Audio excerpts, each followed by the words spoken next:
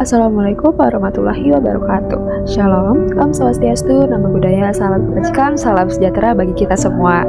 Perkenalkan, nama saya Puput Delia Indriani. Saya akan membahas terkait evaluasi program proyek penguatan profil pelajar Pancasila atau P5 pada jenjang sekolah menengah kejuruan pada bidang studi teknik konstruksi dan properti.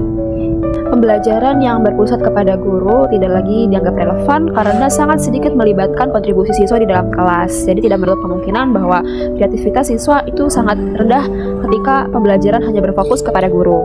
Fokus kepada siswa, ternyata pendidikan di Indonesia juga perlu membenahi kebijakan-kebijakan tertentu yang membuat guru memiliki waktu yang terbatas untuk menyusun strategi dan juga metode pembelajaran yang interaktif.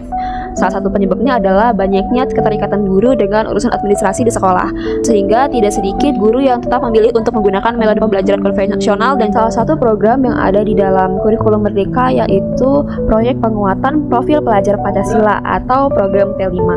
Proyek penguatan profil pelajar Pancasila ini ternyata secara tidak langsung memberikan sebuah pembelajaran yang kontekstual dengan mengintegrasi nilai-nilai Pancasila dengan kehidupan sehari-hari, yang dimana program P5 ini juga menuntut siswa untuk mampu menghadapi tantangan-tantangan di masa depan.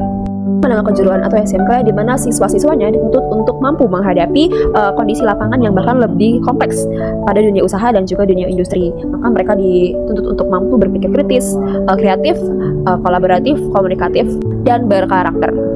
Dalam praktiknya ternyata program P5 ini tidak selalu berjalan mulus, karena pasti akan ada celah yang perlu diperbaiki dan dikembangkan supaya program P5 ini bisa berkembang dan juga berkelanjutan. Satunya dari penelitian Nengka dan kawan-kawan pada tahun 2025 mengatakan bahwa implementasi P5 ini di dalam SMK Negeri 1 Suliki terdapat tantangan, yaitu yang pertama adanya kekurangan pada sistem koordinasi guru yang dipercaya untuk melaksanakan program P5, dan juga kurangnya pemahaman guru dan siswa terkait program P5. Kemudian pemilihan temanya yang tidak konsisten, lalu tidak tersedianya laporan hasil belajar siswa yang memadai, dan yang terakhir minim sekali ketertarikan siswa terhadap program P5 ini. Didukung oleh penelitian Zurahmah pada tahun 2025, ia melakukan penelitian di SMP Negeri 1 Makassar yang dimana menerapkan program P5 dan memiliki tantangan berupa kurangnya ketertarikan siswa terhadap program P5 dan juga keterbatasan dana yang merupakan faktor yang paling krusial dalam pelaksanaan program P5 tersebut. Maka dari itu sangat diperlukan adanya evaluasi program, khususnya di program P5 pada kasus-kasus yang telah saya sebutkan tadi. Dan salah satu model evaluasi yang seringkali digunakan adalah model CIPP. Ini merupakan akronim dari 4 evaluasi, yaitu evaluasi konteks, evaluasi input, evaluasi proses, dan juga evaluasi produk. Pertama adalah evaluasi konteks, di mana evaluasi konteks ini berfokus kepada tujuan supaya lebih relevan dan juga sejalan dengan visi, misi, dan tujuan dari sekolah atau bidang keahlian yang mengadakan program P5 tersebut.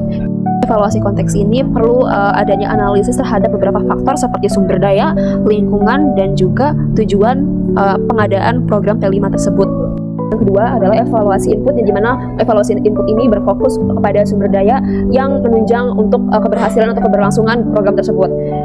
Yang dimaksud yaitu seperti fasilitas, sarana dan prasarana, anggaran, dan juga sumber daya manusia yang terlibat dalam program P5, khususnya di jenjang SMK bidang keahlian TKP. Tahap ini, pada tahap evaluasi input, perlu dianalisis ketersediaan dan juga memadai atau tidaknya sarana dan prasarana, fasilitas, sumber daya manusia yang terlibat dalam program P5 ini. Karena jika tidak, perlu sekali adanya perbaikan untuk program P5 di kemudian hari atau di masa depan supaya lebih berkelanjutan dan juga relevan. Tiga adalah evaluasi proses yang berfokus kepada proses pelaksanaan atau implementasi program P5, meliputi metode pengadaan atau metode pelaksanaan, kemudian strateginya, umpan balik dari siswa dan guru, dan juga partisipasi antara siswa dan guru. Evaluasi di tahap ini, evaluasi proses merupakan evaluasi yang saya anggap adalah sangat krusial karena menilai keberlangsungan atau saat program P5 ini diimplementasikan. Yang terakhir adalah evaluasi produk, yang dimana evaluasi produk adalah evaluasi terakhir pada model evaluasi CIPP. Evaluasi produk ini menghasilkan atau berfokus kepada hasil dari pelaksanaan atau implementasi program P5, khususnya pada jenjang SMK, program atau bidang keahlian teknik konstruksi dan properti. Evaluasi ini akan sangat menentukan apakah program P5 ini sejalan dengan visi misi dan tujuan bidang keahlian TKP dan juga kebutuhan siswa atau tidak. 4 tahap evaluasi pada model CIPP ini memiliki keterkaitan satu sama lain, yang dimana yang pertama pada tahap evaluasi konteks, memutuskan untuk berfokus kepada tujuan dan juga orientasi program tersebut, apakah relevan dengan visi misi dan juga kebutuhan siswa. Kemudian pada tahap yang kedua, evaluasi input, berfokus kepada sarana dan prasarana, fasilitas dan juga sumber daya manusia yang terlibat di dalam program tersebut. Jika memang tidak, perlu adanya perbaikan terhadap faktor-faktor yang saya sebutkan tadi. Kemudian yang ketiga, evaluasi proses, berfokus kepada serangkaian proses pada pelaksanaan atau implementasi program T5 ini. Evaluasi proses ini memiliki keterhubungan dengan evaluasi produk, karena evaluasi produk itu berfokus kepada hasil dari hubungan antara sarana dan prasarana, tujuannya, dan juga prosesnya. Maka di evaluasi produk ini menghasilkan 3 keputusan, yaitu program tersebut dilanjutkan, diberhentikan, atau dilanjutkan dengan perbaikan.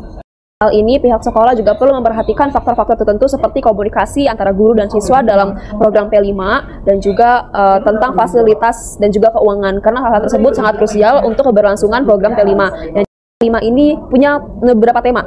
Salah satu dan duanya adalah tema tentang teknologi dan juga kewirausahaan yang dapat digunakan untuk program atau bidang keahlian TKP ini. Teknologi yang dimana bidang TKP ini bisa mengembangkan sebuah teknologi yang terkait dengan bidang konstruksi dan properti yang nantinya setelah dikembangkan bisa dijadikan ide wirausaha untuk menghasilkan nilai jual yang tinggi. Demikian yang dapat saya sampaikan terkait evaluasi program proyek penguatan profil pelajar Pancasila atau P5 di jenjang SMK, program atau bidang keahlian TKP. Kurang atau lebihnya mohon dimaafkan. Terima kasih. Wassalamualaikum warahmatullahi wabarakatuh.